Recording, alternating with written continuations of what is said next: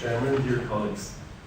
Despite the variety of soft tissue defects to be reconstructed with vascularized tissue, we unfortunately are still confronted with persisting ischemia, resulting in necrosis of the flap, especially in the distal or randomized flap area.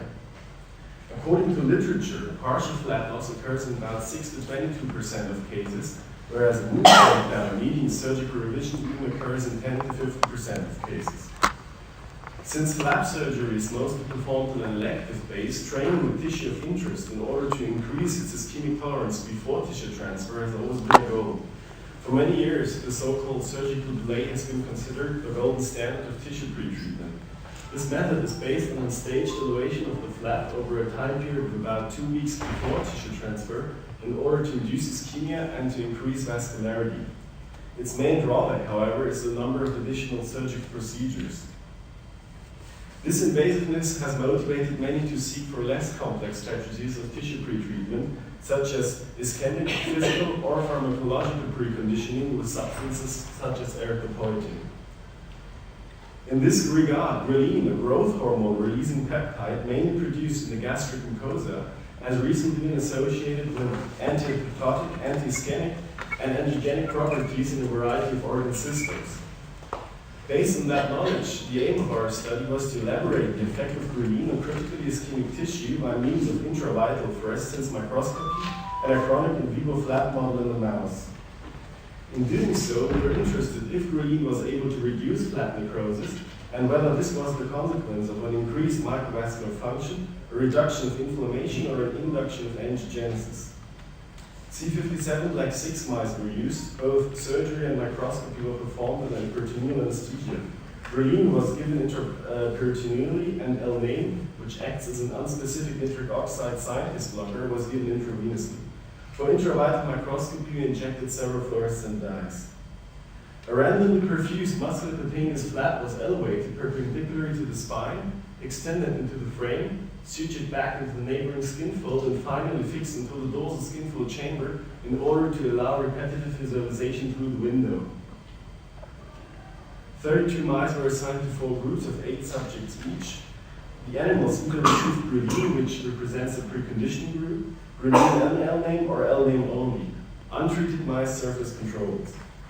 Flap elevation was carried out at day 0, followed by repetitive microscopic examinations over a 10-day period. Ghrelin preconditioning started about 24 hours before surgery and was continued until day 3 after the surgery procedure. Coming to the results, you can see here the morphologic extension of the flap necrosis in the 4 groups at day 10 after surgery. Controls showed a clear demarcation between vital tissue and distal necrosis. In contrast, ghrelin administration remarkably improved flap survival, whereas additional application of L-dane completely abrogated this tissue protective effect. Analyzed graphically within controls, the initial microvascular perfusion failure at day 1 was associated with an area of non-perfused tissue of about 40%. Along with persisting microvascular dysfunction, this resulted in almost 50% flap necrosis at day 10. Ghrelin administration showed already at day 1 a significantly reduced microvascular failure and hence a significantly reduced flap necrosis of about 15% at day 10. Further, in the critically perfused flap area, ghrelin administration significantly increased arterial diameter already at day 1 and further augmented over 10 days when compared to controls and mice receiving L-name, as shown here by an almost 2-fold diameter augmentation of an arterial manual bundle in a ghrelin group. On the molecular level, you can see here the time course of inducible nitric oxide synthase expression in controls and mice receiving ghrelin. The quantitative analysis revealed an upregulation in the ghrelin group when compared to untreated mice. In consequence of this dilatory response, we observed a significant increase in arterial blood flow and the maintained functional capillary perfusion only in mice receiving ghrelin, whereas blood flow was not able to preserve nutritive perfusion neither in controls nor in mice receiving L-name, as shown here by a complete cessation of the capillary perfusion. Further, flap elevation in controls was associated with an ischemia-induced inflammatory response, represented here by adherent leukocytes to the vascular epithelium, which was also observed in mice receiving L-name only. Ghrelin administration significantly reduced leukocyte-endothelial interaction, as shown here on the right.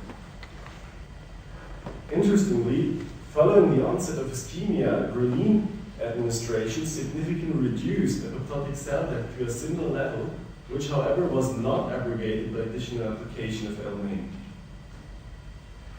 Finally, we observed new capillary structures in all mice receiving Ghrelin, as shown here by formation of a new vascular network, whereas controls and mice receiving LMA only were only able to show vascular remodeling.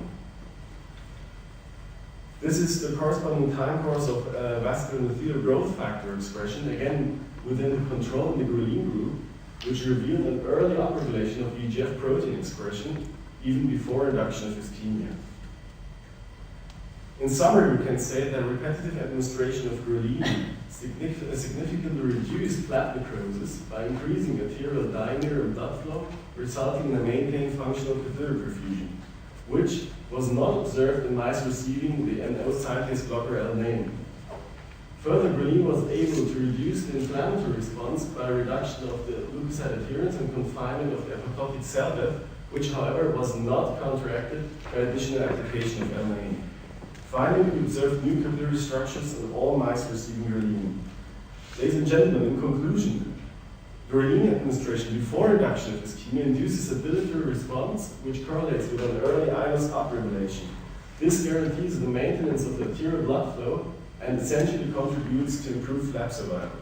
The reduction of the inflammatory response, which could be observed over the whole observation period, may partially contribute to flap survival, whereas the VEGF-associated antigenic response does not seem to contribute to Ghrelin tissue survival.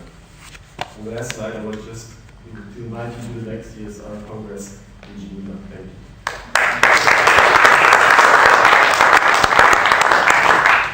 This is open for discussion. That was fascinating, thank you very much. Tell me, why did you choose intraperitoneal administration of Ghrelin? And you say you gave it repetitively. How often was repetitive? Do you have any information on any other means of administration?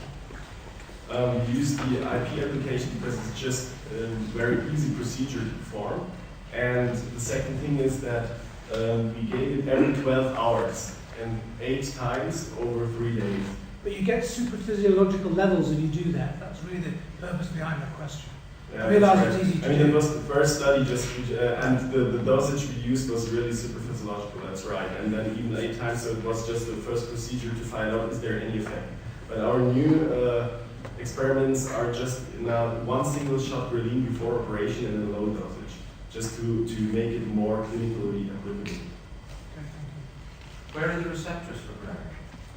Oh yeah, they're widespread in the endothelial cells, in the cardiac system, in the kidney, everywhere. And it was, it was found in 1999.